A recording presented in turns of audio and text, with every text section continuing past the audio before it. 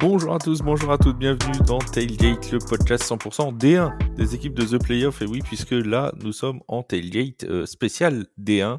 C'est la nouveauté de cette saison 2025. Toutes les semaines après des journées du championnat de France de D1, nous serons là pour débriefer un petit peu tout ce qui s'est passé pendant ces 6 matchs, puisque on le rappelle, la D1 c'est 12 équipes. On va vous rappeler le fonctionnement juste après pour ceux qui ne connaîtraient pas, parce que certains découvrent peut-être aussi le championnat de D1. Et on se fait un plaisir, nous, de faire un petit coup de projecteur sur cette ligue, sur ce championnat, sur ces joueurs qui jouent en France, parce que oui, le football américain existe aussi en France. Pour en parler avec moi, j'ai mon Julien de Spring Football News. Salut Jules, comment tu vas ? Salut Fluff, ça va ? Ça va très bien, mon cher Julien. Donc, toi, t'as un rôle particulier en plus cette année auprès de la Fédé, puisque tu montes les highlights. Alors, on va en parler rapidement parce que c'est quelque chose. Si vous ne le savez pas, vous avez des highlights de 10 minutes qui sont disponibles. On va dire le lundi, grosso modo. Dans le week-end, ouais. Voilà. En plus de la nouveauté de la la 3FA TV, qui est la nouvelle plateforme pour suivre les matchs de D1 gratuitement. Il y a quand même encore quelques équipes qui diffusent sur YouTube, mais globalement, si vous voulez retrouver tous les matchs plus les replays, vous avez la FFA TV. Donc, super moyen gratuit, de suivre facilement. En fait, il n'y a jamais eu autant de facilité de suivre la D1 en France pour suivre les matchs. Et nous, on vous propose tous les highlights dans le week-end. Au maximum, lundi, vous aurez à chaque fois les highlights. Et c'est un super moyen de suivre la ligue si vous n'avez pas le temps de taper des replays de 3 heures. Quoi. Vous avez donc possibilité de les retrouver sur YouTube, sur le compte de la Fédération française de football américain, sur aussi des fois c'est passé sur les réseaux sociaux, sur X, sur Facebook, sur Instagram.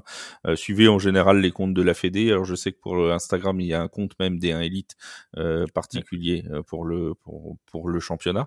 Donc n'hésitez pas à suivre tout ça. Et donc il y a tous les matchs sont résumés en 10 minutes sur YouTube. Donc voilà, si vous n'avez pas le temps, comme l'a dit Julien, d'aller tout voir, eh ben n'hésitez pas à regarder ces petits highlights qui sont très bien faits, et dont Julien fait partie des gens qui montent les highlights. Autant dire qu'il regarde les matchs. On pourra pas nous reprocher ça déjà. Et moi je fais les résumés à l'écrit pour The Playoff, donc je les regarde aussi forcément. On regarde les matchs. On regarde les matchs, on essaye d'avoir un œil sur tout le monde. Je le rappelle juste pour ceux qui ne connaîtraient pas, alors ça va être un petit peu fastidieux pour ceux qui connaissent, mais ceux qui ne connaîtraient pas le fonctionnement de la D1 Elite, c'est très simple, 12 équipes réparties en 2 conférences de 6 chacune, une conférence Nord, une conférence Sud. Dans la conférence Nord, on retrouve le Flash de la Courneuve, les Black Panthers de Tournon-les-Bains, les Cougars de Saint-Ouen-l'Aumône, les Léopards de Rouen, les Molosses d'Asnières-sur-Seine, et je vais en oublier un, les Diables Rouges de Villepin. Qui sont montés. Qui sont montés de D2 cette année. D'ailleurs, première fois qu'ils jouent dans la D1 de leur histoire, les Diables Rouges. Dans la conférence Sud, les Blue Stars de Marseille, les Grizzlies catalans, les Ours de Toulouse, les Argonautes d'Aix-en-Provence, les Dauphins de Nice et les Aigles de Masque de Cannes. Voilà, comme ça, nous avons tout bien dit. La règle de qualification est très simple. Le premier de chaque conférence est qualifié pour la demi-finale du championnat. Les deuxième et troisième s'affronteront en se croisant pour le tour de wildcard. Donc le deuxième de la conférence Nord contre le troisième de la conférence Sud et vice-versa. Les vainqueurs de ces wildcards rejoignent donc les 2 premiers de conférence en demi-finale. Puis viendra le fameux casque de diamant, nom de la finale du championnat de France. Ce sera à la fin du mois de juin. On n'a pas encore le stade où ça va se jouer. Non, c'est le 28 ou le 29 juin, mais là, on n'a plus que le stade. Voilà, on ne vous dira pas où ça va jouer parce qu'on ne le sait pas. On a quelques indices, mais on n'a pas le droit de les dire. Voilà. Donc voilà, nous ne savons pas. Officiellement, nous ne savons pas. Bien, voilà, pour cette première journée, nous allons donc prendre d'abord la conférence Nord, en commençant à parler par le match qui était sans doute le plus attendu de cette première journée, puisque c'était rien de moins que la réédition de la finale du dernier championnat de France, le match entre le Flash de la Courneuve et les Black Panthers de Thonon-les-Bains. C'était un match très attendu. On avait eu une finale l'an dernier explosive. Incroyable finale. Entre les Black Panthers et le Flash. Si vous ne l'avez pas vu, je vous conseille de la re-regarder parce que c'était vraiment une finale magnifique. C'était du côté de Perpignan. Alors, on va pas vous spoiler, mais ça a été moins fameux samedi. On va pas se le cacher. Une victoire 6-5 du Flash, en plus avec des conditions météo qui aidaient pas franchement au beau jeu, avec une pluie pendant 3 quarts temps quasiment. Une pluie battante qui a favorisé forcément les drops et beaucoup de jeux de course. Bon, on a un Flash qui s'en est sorti quand même, pourtant avec, là, comme on l'a dit, Jules, avec un jeu de course prédominant et un Léo Crémades qui a pas eu beaucoup à lancer le ballon. C'est le premier match dont, je me suis rechargé de regarder puis que je me suis occupé des highlights et donc, comme tu dis, je l'attendais, un remake de la finale, hein, et que la finale était incroyable 2024. Là, bon, c'est aussi justement la week 1, faut replacer un peu ce qu'est une week 1 dans un championnat comme la D1. C'est des joueurs qui ont pas joué, des reps depuis un moment, dans des matchs, donc faut relancer la machine, faut re que les fondamentaux refonctionnent. Il y a beaucoup de choses, voilà. Puis, quand on commence sous la pluie, j'imagine que c'est vraiment pas, C'est pas cool de l'idéal. commencer. C'est pas l'idéal de commencer comme ça la saison. Bon, après on fait avec, hein. On sait qu'il fait pas très beau encore, en France, dans le nord, cette époque de l'année. Mais bon, ça a donné un match, avec beaucoup, beaucoup, beaucoup de courses, des très belles courses même, hein. C'est sympa de voir un peu comme ce niveau de jeu au sol quand même, dans le championnat. Mais il y a aussi justement un peu le redémarrage qui a été un peu long. Pour les Black Panthers, c'est qu'à partir du 3e quart-temps où on trouve un peu du jeu de passe qui se développe avec, le retour de José Tabora là cette année et Mmh. il fait pas mal de bonnes passes pour, Pierre-Yves Dailly, dans un drive du 3e quart-temps. Mais en dehors de ça, il y a eu beaucoup de Odell Turnbull, qui est encore là cette année, Ouais. très bon tight end, qui Il a joue fait aussi un un peu il a fait un beau receveur. drop, il a fait un beau drop dans la end zone, Ouais, mais la passe, c'est ouais, un peu haute et puis bon, le terrain glissant. Mais ouais, il y a un moment, ils avaient deux tight ends open et pas de catch, dommage, quoi. Mais sinon, le jeu au sol, très, très, très efficace dans un match comme mmh, ça, du côté mmh. des 2 équipes. Beaucoup de ballons pour les running backs, mais aussi, beaucoup de petits soucis déjà, hein, beaucoup de problèmes de gestion des time-out pour les Black Panthers. Dans 1re et en 2e mi-temps, les time-out partent très vite. Le flash, beaucoup de flags, donc beaucoup de pertes. Ils ont beaucoup reculé. Mais globalement, c'était un match quand même qui a duré, jusque dans les dernières secondes parce que tout était possible Mmh. avec 2 équipes comme ça et malgré le résultat de 6-5, j'ai quand même trouvé ça plaisant à suivre. D'ailleurs, on avait notre ami Wake qu'on salue qui était dans les tribunes Mmh. du stade à la Courneuve pour ce match entre le Flash et les Black Panthers. Tu disais que ça a été indécis jusqu'à la dernière minute. Je vais juste mettre un coup de projecteur, si tu le veux bien, sur un joueur du Flash qui a intercepté José Tabora en toute fin de match. C'est Gillian Eustache, Oui, qu'on connaît bien du côté des Mousquetaires de Paris et qui sort d'une saison compliquée personnellement et professionnellement et qui a vraiment réalisé un match exceptionnel incroyable. et était partout sur le terrain en plaquage. Il Des intercepte sacs, des et voilà, plaquages pour perte et une interception à la fin qui est incroyable. il intercepte José Tabora pour sceller Mmh. le sort du match aussi. Bref, il a fait un match vraiment plein, à l'image de la défense du Flash.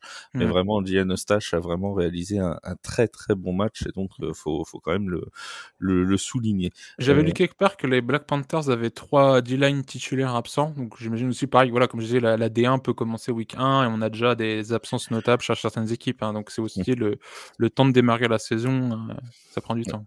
Alors là, les Black Panthers avaient un avantage par rapport à d'autres, c'est que leur QB américain, et tu l'as dit, Odell Turnbull au poste de tight end se Mmh. connaissent déjà, puisque José Tabora, c'est ça, si je dis pas de bêtises, c'est le début de sa 3e saison Mmh. avec les Black Panthers. L'an dernier, malheureusement, il s'était blessé dès le premier match, donc Mmh. ça avait été très compliqué. La saison d'avant, il avait été excellent avec les Black P. Mmh. Là, bon, forcément, le redémarrage est un peu poussif pour Mmh. José Tabora et son attaque. Ils ont marqué sur un safety et sur un field goal. Oui. Les Black Panthers, donc aucun point marqué par l'attaque, par touchdown ou autre. Bon, c'est pas encore inquiétant pour les Black P. Mmh. Non, non, de toute façon, faudra attendre, le prochain match pour, vraiment, se lancer offensivement chez les Black Pay et là, c'est dommage que, avec les absents et puis les conditions météorologiques, on n'a pas eu de jeunes, de l'attaque, mais bon, ça va venir. Ouais, oh, ça va venir sans doute Mmh. dès la semaine prochaine. Oh oui, oui. On vous donnera le programme de cette semaine 2 qui se jouera donc le week-end du 1er et du 2 février. Hein. Souvent, Oui. il y a 2 semaines d'écart entre les semaines de D1 Elite. Mmh. Super Bowl oblige. Et on vous invite à aller écouter aussi notre podcast NFL si ce n'est pas déjà fait pour la finale entre les Eagles et les Chiefs. Super Bowl oblige. La 2e semaine de championnat se tiendra le 1er et le 2 février et la 3e le week-end du du 14-15 février, donc il y aura là bien les 15 jours de délai. On continue à dérouler cette conférence Nord avec les Léopards de Rouen. C'était le premier match de cette saison contre les Molosses d'Asnières-sur-Seine. Une victoire nette, 33-6 des Molosses qui ont été dominants en attaque, dominants en défense. Alors, il y a eu pas mal de problèmes de réglage au niveau des pénalités, notamment de la ligne du côté des Molosses, mais ils menaient quand même 27-0 à la pause. Le match était déjà quasiment plié avec un Brodian qui, sur sa lancée de la saison dernière, a réalisé déjà un premier très très bon match. Ouais, non, mais de toute façon, un autre truc, toi, que je peux rajouter au comment on démarre une saison de D1 aussi, mais c'est le fait que les effectifs changent beaucoup. Il y a des effectifs qui arrivent à rester les mêmes d'une année à l'autre, mais globalement, cette année, il y a quand même beaucoup de nouveautés chez pas mal d'équipes, donc il y a les connexions qui prennent du temps, et autant aussi les ajustements pour les défenses, pour travailler correctement ensemble. Bon, bah, là, quand même, Léopard, ils attaquent, début de saison contre des molosses, contre des nouveaux uniformes et un nouveau Ils ont logo. même les noms dans le dos. Ouais, non, donc là, ils arrivent, bon, ils déconnent pas, ils veulent être visuellement au top, je pense, et par rapport en plus à l'échec des playoffs l'année dernière, bon, ça attaque, ça perd pas de temps. Et comme on expliquait, hein, de toute façon, pour les wildcards, ça va être les deuxièmes contre les troisièmes. Donc la première journée n'empêche qu'elle est importante, c'est une journée en jeu, et il y a déjà des équipes là qui se placent pour aller chercher une place en wildcard et d'autres qui peuvent prendre du retard. Donc là, bon, ben, Rouen, c'est tout de suite, il va falloir attaquer la week 2. Ça va être contre les Diables Rouges qui sortent d'une victoire. Là, comme tu dis, à la mi-temps, c'était plié. Ils ont quand même mis des points dans la deuxième, il y a eu un peu plus un très de beau progression. touchdown d'ailleurs de Tuntier. Alors, j'ai plus exactement le nombre de yards, mais ça va être plus de 70 yards, ou même 80. Je crois il part, je crois, des 13 yards, 13-14 yards. On est avant les 15 yards. Ça va être 85 ou Et 86 yards. il remonte tout le terrain. Donc, non, bon, bah, c'est tout. Va falloir vite se réveiller sur le prochain match. Et contre Diable Rouge, c'est un adversaire déjà un peu plus à la portée. Mais attention. Brodian, pour en revenir au quarterback des Molosses, c'est plus de 220 yards à la passe et c'est 2 touchdowns au sol. Bon, voilà, il a fait le travail, hein, comme on dit. Il y a pas eu de grosses difficultés pour lui. Ils vont passer un vrai gros test, les Molosses, puisque la semaine prochaine ils jouent contre le Flash. Ça va être sans doute l'une des grosses affiches à suivre dans cette deuxième journée de D1 Elite. Ce sera samedi à 20h. Et c'est chez les Molosses. C'est à Asnières-sur-Seine, au stade Blaise Matuidi. Si vous êtes dans le coin, n'hésitez pas à aller voir le Molosse Flash, et puis vous pourrez croiser Wake parce qu'il va chez le Molosse samedi. Je le sais. J'ai toutes les infos, j'ai tout son agenda partagé en Google Agenda. Nous savons où tu es, Wake. Nous savons où tu es, nous te suivons à la trace, sache-le. Si tu ne le sais pas, nous le savons. Alors, dernier match de cette conférence Nord, le match entre les Diables Rouges et les Cougars. Bon, y a-t-il grand-chose à dire? Oui, on va quand même passer un coucou à notre copain Badis Gramy, qui a bien mené l'attaque des Diables Rouges. 3 touchdowns pour lui à la passe, notamment avec une belle connexion avec Cédric Michaud, son receveur, qui a marqué les 2 premiers touchdowns. Bon, les Diables Rouges qui s'imposent 20-2 sans trop de difficultés. Ouais, j'ai bien aimé la performance des Diables Rouges. Super match de Basis Gramy là, qui débute cette année, qui est le QB1 chez eux, qui était QB l'année dernière au Flash. Ils ont très vite trouvé du rythme à la passe. Badis tente des trucs vraiment, il est assez à l'aise rapidement. Et on a une défense des Cougars qui est un peu ce qu'on a vu l'année dernière. Hein. Il y a des failles énormes, on laisse passer des trucs. L'exploit là de leurs 2 points, c'est un extra point bloqué, et donc il remonte le ballon, et ça vaut 2 points. Mais offensivement, tu vois, j'ai trouvé que beaucoup d'équipes avaient des problèmes de special team, mais étonnamment les Cougars ont peut-être laissé moins passer de trucs fous comparé à d'autres équipes en special team. Mais globalement, ils ont quand même eu des positions de départ aussi pas évidentes. Et vu que pareil, ils ont un nouveau quarterback, faut le temps de s'acclimater à la ligue, aux équipes, aux joueurs, à tout.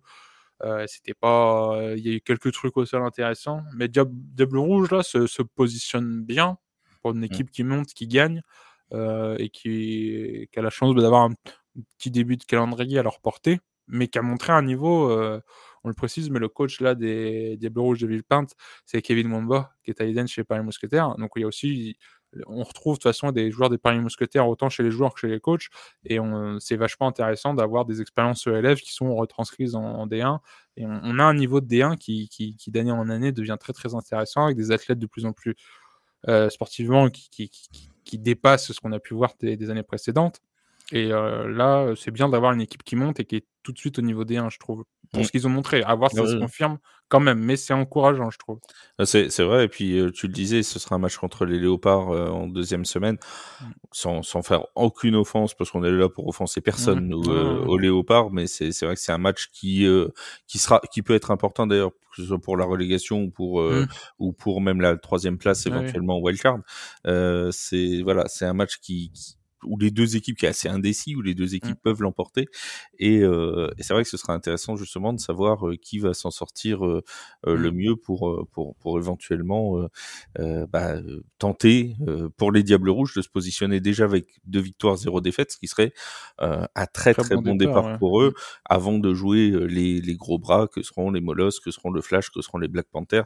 Ça leur donne plus de droit à l'erreur du coup, sur la Mmh. suite, Parce que de justement, ce ouais, début de calendrier. les Diables Rouges en semaine 3 sur le week-end du 15-16 février, ils vont jouer les Molosses. Donc c'est pas rien Oui, de se voilà, c'est rendre à ça. Bah, de l'occasion. toute façon, là, sur les journées 3, 4, 5, ils vont prendre, Mmh. Molosses, Flash et Black Panthers. Alors, Oui, je sais oui. pas dans quel Donc ils ordre, mais vont vite, forcément. quand même, oui, se frotter contre les équipes, qui ont fait des résultats en play-off ces dernières saisons et c'est voilà, c'est aussi un truc à prendre en compte, si vous débarquez là pour votre première année en D1, c'est que bon, en NFL, on est sur une ligue fermée, personne descendra. Là, il y a des équipes qui jouent, Oui. des enjeux de descente et de montée et de classement play-off. Ça a vraiment un intérêt. Là, on est sur quelque chose, On l'a pas pour précisé.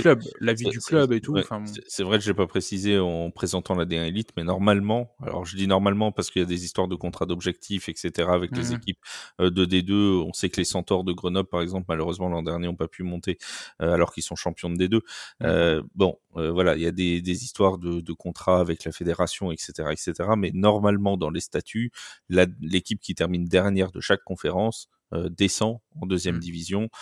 Donc voilà, c'est normalement la logique, même si l'an dernier, bon, il y a eu un cas un peu particulier parce que les Pionniers avaient Oui. fait forfait général, donc il n'y a pas eu de descente en conférence Nord et du fait de la non-montée des Centaures, les Argonautes ont été sauvés, donc il n'y Mmh. a pas eu de descente du tout l'an dernier Mmh. pour la D1. Normalement, cette année, les 2 dernières équipes sont censées descendre et ça reste une ligue avec seulement 10 matchs. Donc ça va très, très Oui. vite. Mine de rien, quand tu C'est pars court, avec 2 ou ouais, 3 défaites, heu, ouais tu pas beaucoup de temps pour et revenir dans le paquet, quoi, tu vois? mais par rapport à tout ce que tu dis, voilà, le but, c'est quand même, comme sur une ligue fermée, en fait, d'avoir un niveau quand même, homogène et que chacun puisse dire, «Je peux jouer une autre équipe». Surtout, en plus, quand tu les retrouves en play-off, nord contre sud, tu vois, des équipes que tu as pas jouées de la saison. Mmh. Vu que tu joues contre ta conférence et aussi le fait qu'il y a quand même, bon, des équipes qui ont des gros pôles, formation jeunes, et donc il y a des jeunes chez les Molosses qui montent, des U20, à la D1, d'autres équipes ont pas trop ça. Donc c'est un équilibre, faut le trouver l'équilibre. Ouais, ouais, c'est Ça marche et je pense que le format de cette année va être très intéressant justement et si on peut conserver ça sur quelques années, on va avoir des montées, des descentes et ça va être intéressant pour le football. Une c'est certaine stabilité peut-être dans les années à venir qui va être mmh. intéressante. C'est vrai que je l'ai pas précisé non plus, mais effectivement, les 10 journées, se composent uniquement de matchs à l'intérieur de sa conférence, Mmh, donc conférence Nord ou conférence Sud. C'est mmh, match aller-retour, hein, contre les 5 autres adversaires de ta conférence, tout mmh, simplement. Il y a pas de match, interconférence comme ça peut exister en mmh, NFL, même en ELF, avec les matchs, intra-division mmh. maintenant, et cetera. Il y a pas de tout ça. Là, c'est Mmh. vraiment que à l'intérieur de ta conférence. On passe au Sud? Parce qu'au On Sud, il passe fait au plus beau. sud. Mmh. Oui, ou pas. En tout cas, il y a eu une tempête de points du côté de Toulouse. Les Ours de Toulouse qui se sont imposés 34-27 face aux Argonautes d'Aix-en-Provence. Les Argonautes qui avaient été en grande difficulté pendant la saison 2024. On se demandait un peu où ils en étaient aussi dans ce début de saison 2025. Alors ça a été très vite bien pour les Argonautes dès le coup de pied dès le coup d'envoi, hein, puisqu'ils ont Mmh. remonté 100 yards et qu'ils ont été marqués. Première Voilà, action, premier touchdown. ça a tout de suite donné le ton de la Mmh. rencontre.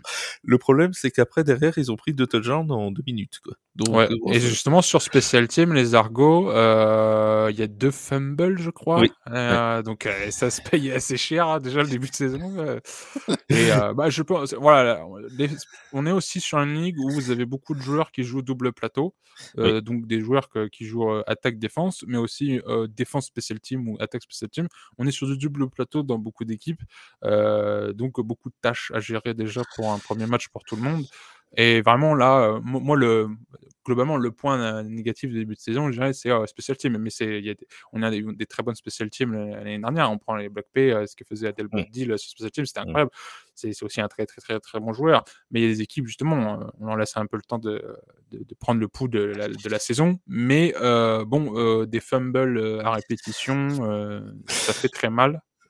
Et ça pèse là sur un résultat comme ça où il y a 34-27, ça pèse de lâcher des fumbles, où il y a touchdown en plus derrière, quoi. Ouais, c'était un match complètement fou parce que pour vous donner un petit peu le déroulé de l'affaire, alors vous retrouvez, sans faire notre auto-promo, vous retrouvez le résumé complet sur theplayoff.news /fr, mais en gros, vous avez donc les Argonautes qui mènent 7-0, les Ours qui, très vite, en 2 minutes, repassent à 14-7 à la fin du premier quart-temps, Mmh. et c'est 12 minutes en D1, c'est pas 15 comme en NFL. À Mmh. la fin des 12 premières minutes, on est à 20-14 pour les Ours, quoi. C'est Mmh. vraiment déjà 34 points en 12 minutes de jeu. Ça, c'est Oui, oui, parti le dans premier tous les sens. quart-temps, mais justement donc c'est ça qui est bien, c'est qu'on a quand même bon, on a des matchs, qui donnent 6-5 avec un nombre de facteurs qui limite justement à une performance comme ça, mais on a des matchs à côté ultra explosifs, où dans 12 minutes, ouais, on a des dizaines et on arrive à 30-40 points. Il y a du spectacle, les joueurs sont prêts à jouer, à tout donner, mais il y a, les fondamentaux du football, qui sont réussir ses plaquages, ne pas perdre le ballon, qui peuvent vite, t'embêter rapidement dans le match, quoi.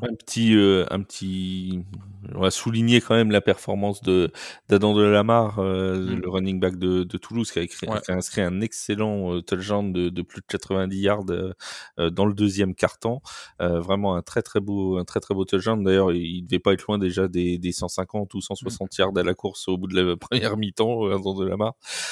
Et ensuite, en deuxième mi-temps, ça a commencé à se renverser.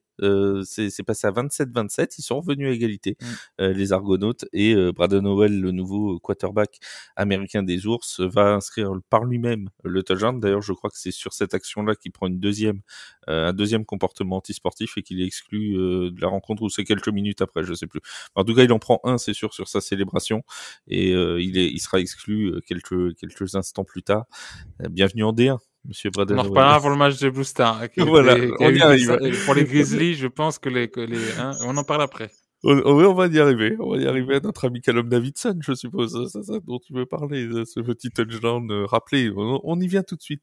Juste rappeler avant que donc les Ours se sont imposés 34-27. Là encore, un peu comme pour les Diables Rouges, les Ours, bah, on s'attend soit à ce qu'ils se battent contre la relégation, soit à ce qu'ils se battent pour la 3e place, parce que c'est souvent ténu, hein, entre être 5e et être 3e. Mmh. C'est souvent un petit écart.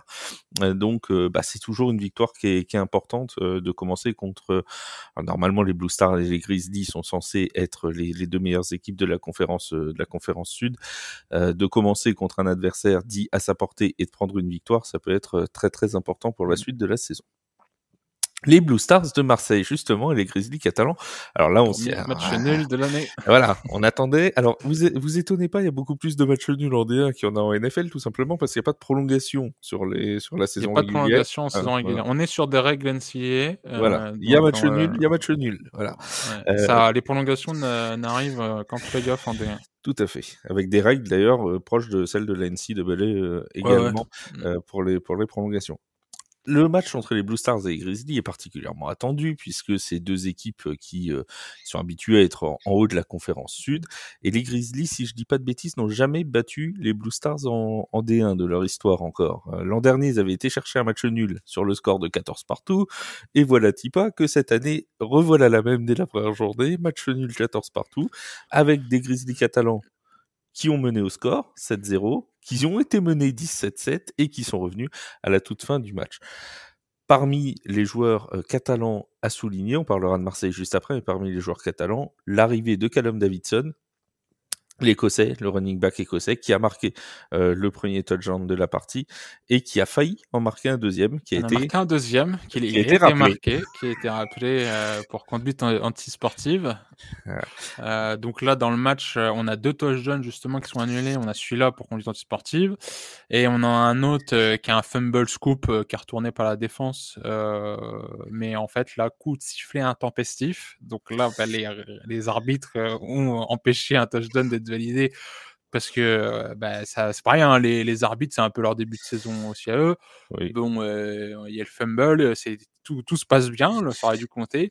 Bon, bah, coup de sifflet intempestif, ça peut arriver. Puis, bah, donc là, les Grizzlies, je pense qu'ils se sont mordus les doigts parce que c'est 2 actions absolument legit Alors, et on te les retire. faut quand même qu'on explique un petit peu le touchdown de Callum Davidson qui est donc Ouais, refusé pour pourquoi il y a conduite conduite antisportive. antisportive, Voilà, pourquoi il y a ouais. conduite antisportive.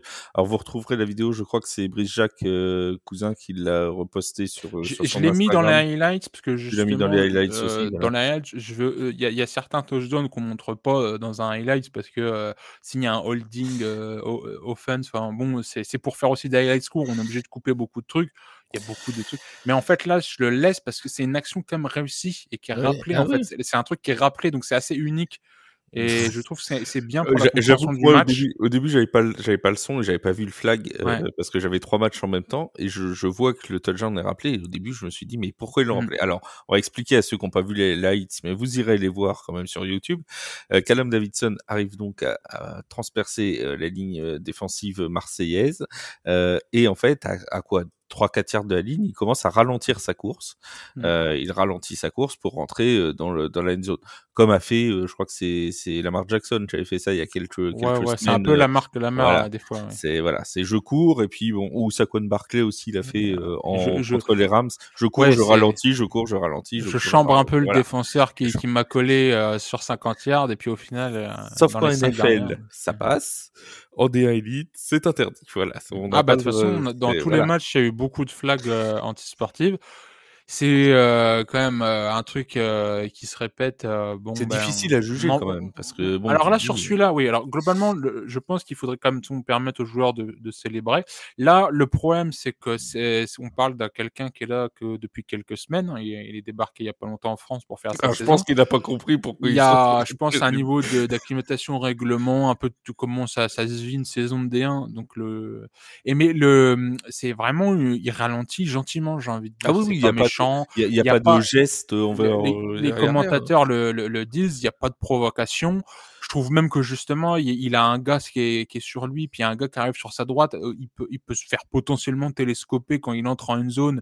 Bon, bah, c'est toujours bien de jouer la sécurité aussi, de pas être à pleine vitesse, pour rien. Surtout, bah, c'est un import, il va pas se faire une grosse blessure dès la semaine 1. Pour moi, il rentre son touchdown, comme il faut. Oui, voilà, il a ralenti un J'ai petit rien à peu. redire. Il a ralenti un petit peu, Mmh. voilà. Après, bon, est-ce que on sanctionne à chaque fois que quelqu'un ralentit? Ça devient Ouais. compliqué à juger. Il y aurait eu Ouais. un geste de la main envers un Mmh. défenseur, il y aurait eu un bon, là, d'accord, Qui mais est qui est qui il rentre en fait au niveau du poteau de du la end poteau, zone, du coin gauche. Donc justement, c'est tout le temps aussi des actions, soit on arrive très vite, soit on a zappé tout le monde et on ralentit, quoi. Je me dis: «Ça sert à rien c'est la semaine 1, on veut pas se blesser, on veut pas se claquer, on va pas». Bon pour moi le truc c'est que c'est un import, c'est pas quelqu'un qui est acclimaté à la D1 au règlement de comment, comment le bah, ça va être règlement, flagué, ou ouais. les arbitres flaguent ça. C'est aussi une habitude à prendre, parce que là, vraiment, dans tous les matchs, il y a des flags antisportives. Il y en a même après qui sont, cancel s'il y a aussi une autre faute en même temps et au final, on les annule. Donc il y a toute une acclimatation un peu des flags à prendre en compte, Ah oui, ça import ou non, de toute façon, à la fin, hein. ouais. C'est aussi justement pour la saison, un peu dire: «OK les gars, va pas falloir qu'on perde des yards, ou qu'on se fasse annuler des tu à portée de field goal et d'un coup, tu y es plus», quoi, tu vois? Donc Ne soyez pas étonnés si vous commencez la D1 Elite. C'est vrai qu'il y a beaucoup plus mmh, de flags pour conduite antisportive ouais, qu'on peut l'avoir en NFL où il ouais, va ouais. falloir Il y a que, il y ait quelqu'un qui se fasse cartonner alors qu'il était sorti du terrain pour avoir une mmh, conduite antisportive. En D1 Elite, une célébration un peu trop appuyée, ouais. ou quelques mots ou des choses. Après, Faut célébrer sans provoquer voilà, l'adversaire. Ça, c'est qu'on vraiment, soit en d'accord, fait, c'est le le règlement. règlement, hein, tout le monde le Ouais. connaît, hein, Il y a c'est arbitre, il l'applique, c'est tout. Ouais, et même sur des matchs de l'année dernière, il y a vraiment en fait, on ne célèbre pas en direction de l'ennemi, on ne regarde pas, C'est ça. l'adversaire, si vous voulez, Tu as le vous droit êtes de taper gentil. dans les mains de tes Mais copains. voilà, mais voilà, il y a vraiment un règlement sur ça qui est strict. S'il est respecté, bah, en fait, ça se passe bien et les joueurs vont pas se pénaliser. Mais bon, c'est vrai qu'il faut ramener ça à la D1, Oui. c'est un peu dommage, ça peut faire un peu du mal au sport justement mais si tout le monde comprend le truc, bon, bah, faut vivre avec ça et Mmh. on peut espérer que sur les prochaines semaines, on verra pas de touchdown annulés, De pour des gens qui étaient en totale légitimité de célébrer un truc comme ça, quoi. D'ailleurs, il faut aussi, renverser, la vapeur parce que du côté de Marseille aussi, il y a eu, une succession de flags pour Mmh. comportement antisportif qui a amené au touchdown de l'égalisation des Il y Grizzlies. a, Il y en a eu 3 de suite, il me semble, hein, si j'ai ah, pas de bah, bêtises. Adrien Linda, à un moment, qui est l'ancien QB de Marseille, qui est passé receveur et un peu DB, à un moment, il catch un touchdown et il est annulé parce que, bah, il y a la célébration ou il y a un truc de l'offense. Il y a un flag des 2 côtés, donc on rejoue. Heu, j'ai Ouais. j'ai plus parce qu'il y a tellement de flags, j'ai plus les calls exacts, hem, mais c'est comme ça que ça se passe aussi pour Marseille, ils ont un touchdown aussi annulé. Et sur le drive qui emmène au touchdown du 14-14, il y a eu, donc les Grizzlies avaient beaucoup de mal à avancer. Il Il y y a a un eu un premier quatrième flag. down, je crois, qui est Il critique, ouais. il y a eu un premier flag, lancé pour conduite antisportive, avant même que le ballon soit snappé ou quoi que ce soit. Le ballon est reposé, il y a un 2e flag, donc ils ont avancé 30 Mmh. yards gratuitement et 2 jeux après, il y a un 3e flag pour conduite Mmh. antisportive et du coup, ils ont avancé de 45 yards Ouais, gratuitement ouais. et au bout de ce drive-là, il y a le touchdown de, c'est Aymeric Bah, Guillemot, si je dis vraiment, pas de bêtises, je crois, pour le ouais, les c'est 2 ça, c'est matchs, pour moi, les comme les plus hachés par les flags, c'était quand même, Flash Black Panther. Alors que Flash Black Panther, on est sous la pluie, on joue beaucoup au sol, mais il y a vraiment une 3e carton qui est flagué, c'est haché de mort et aussi indirectement, bah, ce Blue Grizzly, Star Blue Grizzly Star. qui est avec 3 touchdowns annulés dans le match, parce et là, en fait, c'est là où ça peut être un peu lourd. On est 3 heures devant un match et c'est tellement ralenti et on le voyait, hein, pareil, au niveau de la production des matchs, les scorebooks qui affichent le temps, ils avaient des temps de retard par Mmh. rapport au vrai temps sur le terrain. Il y a tout eu un début de saison de rodage et voilà, j'espère que pour la week 2, on aura moins que ça va mieux aller. Parce que globalement, il faut que dès que la week 2, tous ces petits points-là s'améliorent pour qu'on vive une belle saison. Tout à fait. Dernier match, juste, dont on a à parler, l'Iron Mask de Cannes, donc Ouais. qui s'impose 41-14 sans trembler, face aux Dauphins de Nice. Alors, les Iron Mask qui sont, coutumiers des très bons débuts de saison, hein, puisque l'an dernier, ils avaient été, vraiment, sur la première partie, excellents, avant de perdre quelques joueurs, notamment, qui étaient partis en ELF après, donc c'était un peu plus compliqué. Emmené par Arnaud Vidalert, là aussi, qu'on connaît bien du côté des Mousquetaires. Les Iron Mask de Cannes qui ont réalisé un très bon match. Leur nouveau quarterback canadien, Olivier Roy, qui réalise lui aussi Mmh. une très belle partie. Évidemment, l'intenable Yanis Paulin en running back qui est là aussi avec ses 2 touchdowns. Bref, tout a plutôt bien tourné pour les Iron Mask. Mmh. Ouais, bon match. Lui, je l'ai regardé en highlights, je sais pas, je me suis pas occupé de celui-là. Mais très, très bon highlight, justement. Vraiment, là, les 3 matchs où il y a du gros passing game, si vous voulez avoir du gros passing game, du gros jeu de passe, vous pouvez regarder le match d'Iron Mask, l'Ours Argonautes et la performance des Molos et des Diables Rouges. Mais celui-là, vraiment, vraiment très, très, très bon jeu de passe. Très bon Yanis Paulin au sol, qui nous fait une pirouette à un moment pour sortir Ouais. sur le terrain. Et puis Iron Mask, j'ai bien aimé le recrutement, que ce soit les joueurs, les coachs, avec Arnaud Vidalert, qui coach chez Paris Mousquetaires et aussi Amir Kilani qui joue, DB chez Paris Mousquetaires et là qui coach. On a d'Iron Mask, je pense qu'on fait un recrutement justement pour, corriger les problèmes de fin de saison de l'année dernière qui va permettre d'être concentré toute la saison et d'aller gagner, en play-off, quoi. Et eux, ils ont choisi le Canada pour leur quarterback plutôt que Oui, les oui, de toute façon États-Unis. là, voilà, Voilà, ouais, voilà, vous allez voilà, avoir aussi des QB, c'est bien. français, américains, anglais, canadiens, Il y a pas beaucoup écossais. en français, je suis en train de réfléchir, on a Badis Gramy du côté de Mmh. Villepinte, on a Nicolas Crémer du côté des Léopards, tac, tac, tac, qui est-ce qu'il y a d'autre? Je réfléchis, Léo Crémades pour le Mmh. flash. Si, on a quand même quelques-uns. Ouais, on va dire Mmh. qu'il y a peut-être, 30 ou 40% de quarterback français Oui, c'est bien. dans cette. Je pense Dans qu'on cette... pourra vous faire des petits podcasts un peu dédiés à des postes ou à des Ouais, bien nationalités. Parce sûr. que pareil, c'est toujours bien aussi de voir que, qui joue dans ces équipes. C'est sûr qu'entre Bien sûr. D1, JFL, ELF et tout, c'est composé de Français, d'Allemands, d'imports et tout. Donc vous expliquez un peu aussi justement les équipes qui ont été chercher quel talent. Et on pourra même avoir, normalement, on devrait avoir bientôt un coach qui pourra venir nous expliquer ça Mmh. aussi, comment se construire un effectif Mmh. en D1 Elite. C'est prévu dans les semaines qui viennent. Ne Mmh. vous inquiétez pas. Les Iron Mask qui s'imposent donc 41-14. On va juste vous donner le programme rapidement de la deuxième journée de cette D1 Elite qui commence donc samedi. Alors pour la conférence Nord, samedi à 19h, le match entre les Diables Rouges et les Black Panthers. À 20h, ce sera Molos Flash, et dimanche à 14h, les Cougars qui joueront contre les Léopards. Pour la conférence Sud, ce sera... Alors attendez que je retrouve mon programme. Je l'ai, si tu Eh veux. ben vas-y. Pour la conférence Sud, vous aurez Argonaut contre Blue Star à 19h. Vous aurez, pardon, c'est le samedi. Donc, et aussi Dauphin contre Grizzly à 19h le samedi. Et Iron Mask contre Ours le dimanche à 13h. Voilà, tout à fait. Donc tout ça à suivre, on le rappelle, gratuitement sur fffa.tv. Il suffit juste de vous connecter. Pour ceux qui connaissent, c'est le même principe que l'IFAF TV, grosso modo, de la Fédération internationale. Si vous avez déjà créé un compte pour suivre l'équipe de France sur IFAF TV, c'est le même compte pour se connecter à la plateforme de c'est D1. vrai. Et donc vous allez sur fffa.tv, pardon. Vous mettez se connecter ou créer un compte et vous avez accès à tous les matchs. C'est entièrement gratuit. Il y a pas de petite ligne dans le contrat. Tout est gratuit et je crois que vous avez même droit à 2 connexions simultanées parce que moi j'arrive à en avoir 2 d'un coup. Par contre à la 3e ça saute. Donc j'ai vu qu'il y avait des gens qui castaient ça, je crois, sur leur télé en plus. Donc, ah oui, c'est pas impossible. ouais. Bon, déjà, avec des matchs qui étaient sur YouTube, tu peux pas regarder ça sur ta télé, mais bon, je sais qu'il y a beaucoup de gens qui s'intéressent pour caster à chaque fois des matchs sur des équipements. Donc là, j'ai testé moi sur téléphone, PC, télé, voilà, c'est pas mal. Vous avez vraiment tout pour être dans des bonnes conditions, quoi. Si jamais vous commencez à vous intéresser à la D1, n'hésitez pas à venir et que vous avez des questions, n'hésitez pas à venir les poser, alors que ce soit à Julien sur Spring Football News qui sera toujours là pour vous renseigner sur X, ou à nous sur The Playoff. Vous pouvez venir sur notre Discord parler. Il y a un salon D1. N'hésitez pas à venir parler de la D1. Il y a aucun problème avec ça et il n'y a pas de questions stupides. Donc vous avez le droit de les poser. On en parlera dans les prochains podcasts sans aucun problème. Merci beaucoup Julien d'avoir été avec moi.